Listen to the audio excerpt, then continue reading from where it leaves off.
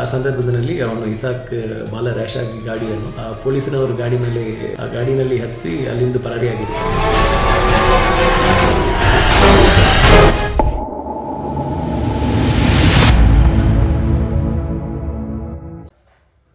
ಈ ತಿಂಗಳ ಹಿಂದಿನ ವಾರ ಮಣಿಪಾಲ್ ಪೊಲೀಸ್ ಠಾಣೆ ವ್ಯಾಪ್ತಿನಲ್ಲಿ ಇಸಾಕ್ ಎಂದು ಗರುಡ ಗ್ಯಾಂಗ್ ಮೆಂಬರನ್ನು ಪತ್ತೆ ಮಾಡಲಿಕ್ಕೆ ನೆಲಮಂಗಲ ಪೊಲೀಸ್ನವರು ಬಂದಿರ್ತಾರೆ.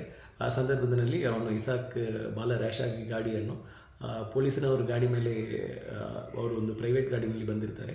ಆ ಗಾಡಿನಲ್ಲಿ ಹತ್ತಿಸಿ ಅಲ್ಲಿಂದ ಪರಾರಿಯಾಗಿರ್ತಾನೆ.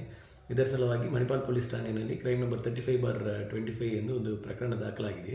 ಈ ಕೇಸನ್ನು ತನಿಖೆಯನ್ನು ಮುಂದುವರಿಸಿ PI ಮಣಿಪಾಲ್ ಮತ್ತು ಇನ್ಸ್ಪೆಕ್ಟರ್ ಮಲ್ಪೆ ಅವರ ನೇತೃತ್ವದಲ್ಲಿ ಒಂದು ತಂಡವನ್ನು ರಚನೆ ಮಾಡಲಾಗಿದೆ. ಅವರು ಹಲವು ಆಯಾಮಗಳಲ್ಲಿ ಇಷ್ಟು ದಿವಸ ವೆರಿಫೈ ಮಾಡಿ ಇವತ್ತಿನ ದಿವಸ ಹಾಸನ ಜಿಲ್ಲೆ ಚಂದ್ರಾಯಪಟ್ಟಣ ತಾಲೂಕಿನಲ್ಲಿ ಇಸಾಕು ಮತ್ತು ಅವನ ಜೊತೆ ಇರುವ 3 ಸಹಚರರನ್ನು ಅರೆಸ್ಟ್ ಮಾಡಿದ್ದಾರೆ.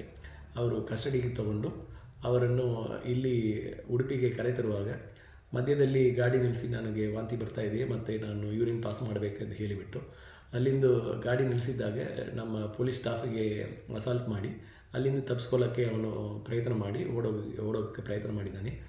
ಸಂದರ್ಭದಲ್ಲಿ ಅವರು ಮಣಿಪಾಲ್ ಪೊಲೀಸ್ ಇನ್ಸ್ಪೆಕ್ಟ್ರು ಎಚ್ಚರಿಕೆ ಕೊಟ್ಟು ಅವರು ವಾರ್ನಿಂಗ್ ಶಾಟನ್ನು ಫೈರ್ ಮಾಡಿದ್ದಾರೆ. ಆದರೆ ಅವನು ಹಲ್ಲೆ ಮಾಡಿ ತಪ್ಪಿಸ್ಕೊಂಡು ಓಡೋಕ್ಕೆ ಪ್ರಯತ್ನ ಮಾಡಿರೋದ್ರಿಂದ ಅವರು ಕಾಲಿಗೆ ಗುಂಡನ್ನು ಹಾರಿಸಿದ್ದಾರೆ.